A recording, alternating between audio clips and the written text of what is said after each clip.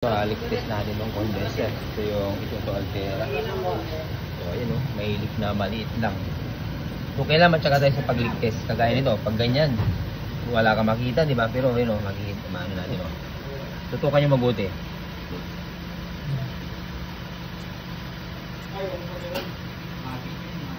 Ayun, nakikita nyo? Ayun oh, dire-diretso siya oh. Maliit lang ito, to. Yan. Okay, ayun oh. Zoom ko ah. Ayun natin. Ayun oh.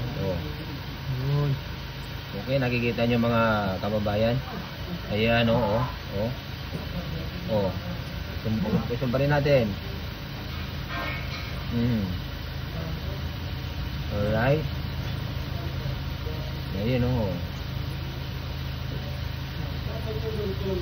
So, yan yung dahilan kaya nailaw yung nagbabos ang priyon. Pag ganyan, pag unang tingin, alam mo walang leak. Kaya kailangan matyaga tayo sa pagligpis. Alright? Ayun o. Oh. Malinaw na. Yan. So, ang mabuting gawin dito, palitan na natin ang bago. Dahil pag hihilangan, mahihilang yan, pero maglilipat-lipat na rin yan. Okay, so dito yan. Palalamigin natin ito. Thank you.